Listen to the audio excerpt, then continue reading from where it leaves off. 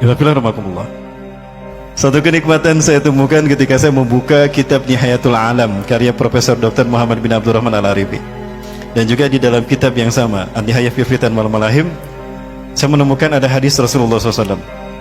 Hadis ini berbicara tentang indikasi bahwa Imam Mahdi yang dijanjikan Allah melalui lisan Rasulullah akan datang sebagai pemimpin umat Islam di akhir zaman ketika khilafah tegak di muka bumi ini.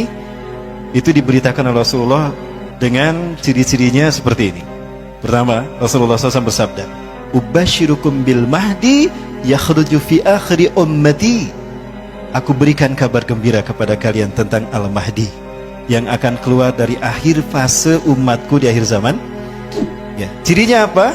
Inda ikhtilafi minan nas wa zalazila, yaitu ketika umat manusia berselisih, umat manusia bertentang dan berperang, serta ketika gempa bumi di mana-mana.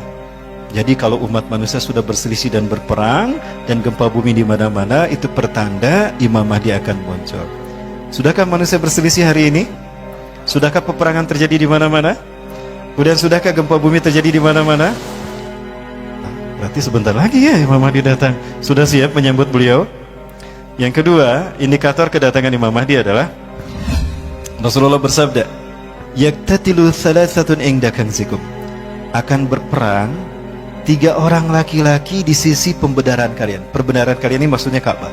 Jadi akan ada 3 laki-laki di tanah Arab yang mereka berperang berebut kekuasaan. Kulluhum ibnu khalifatin, 3-3-nya putra raja, putra mahkota.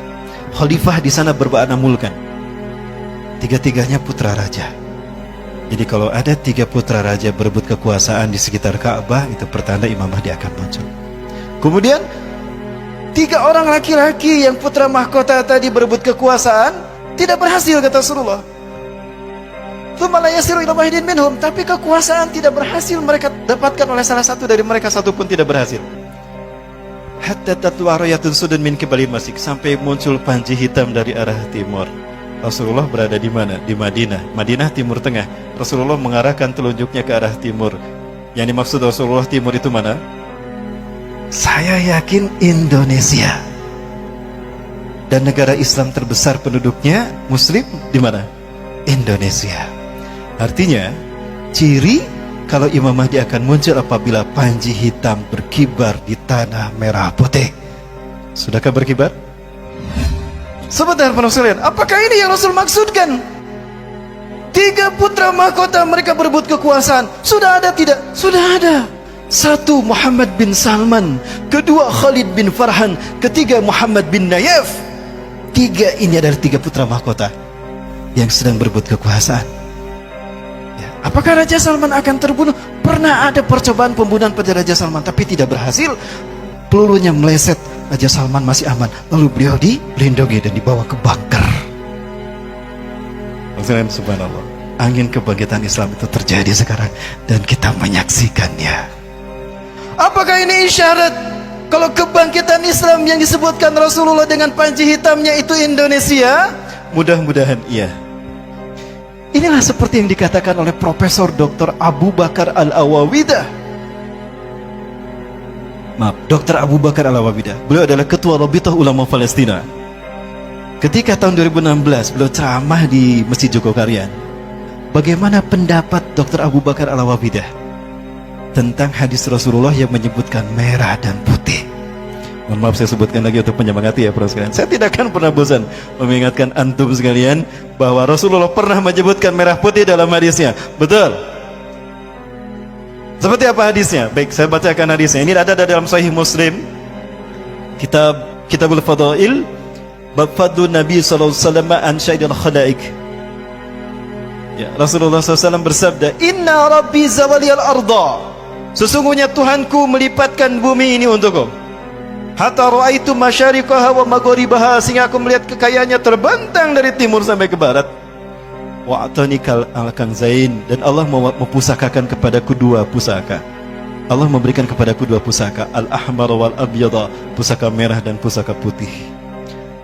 Ketika Allah memperlihatkan timur dan barat dunia, kemudian Allah memberikan kepada Rasulullah merah dan putih, lalu Rasulullah menyebutkan, wa anna ummati, dan sesungguhnya umatku Sayabluku mulkuha ma zawala minha, akan sampai kekuasaannya di akhir zaman dari timur ke barat. Kepada beliau saya bertanya itu. 5 ulama berkata sama. 2 saya tanya langsung di Masjidil Aqsa selesai sholat subuh. Ketua Rabita Ulama Palestina, Syekh Ali Yaqub Al-Abasi. Yang kedua, Dr. Abu Bakar Al-Awawidah. Yang ketiga, Dr. Yusuf As-Suwaidah. Yang keempat, Hikmatiar tahun 97. Yang kelima, Abu Sabar Zakawi. Intinya, para sekalian, 5-5-nya mengatakan, dan yang menarik adalah apa yang beliau katakan, Dr. Abu Bakar Al-Awawidah. Apa itu?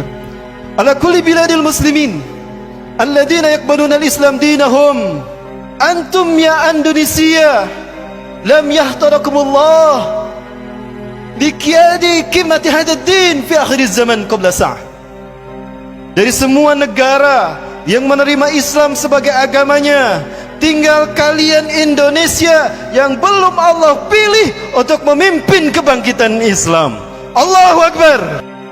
Maka ifafillah, fahamilah hikmahnya bahwa dizoliminya umat Islam Indonesia hatal yaum itu merupakan fit and proper test, uji kelayakan dari Allah. Layakkah kita memimpin kebangkitan Islam? Maka pantaskah kita mundur?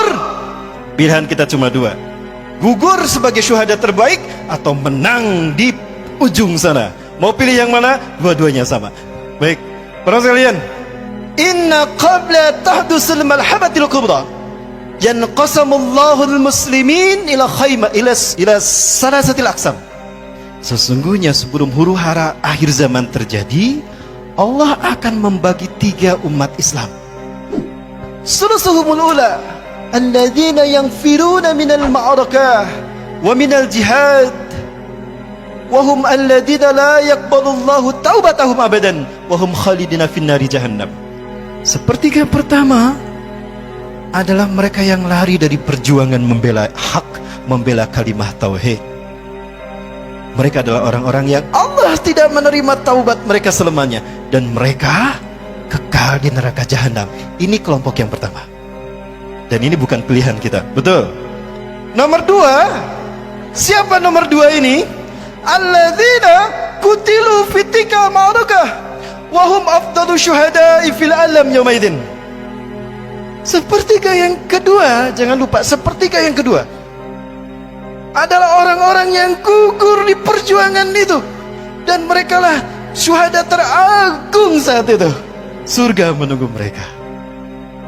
Wassadasumul akhirah, dan yang terakhir, alladzina atahumun najah wan nusrah. Sepertiga terakhir adalah kelompok yang Allah berikan kemenangan dan pertolongan. Mereka inilah yang kata Rasulullah SAW, Nabi Isa mengusap wajah mereka sampai berkata, inna makanaka fil jannah, makanaka fil jannah, anta min ahlil jannah. Tempatmu di surga. Ya, sampai kamu ahli surga, kamu ahli surga. Itu kata Nabi Isa.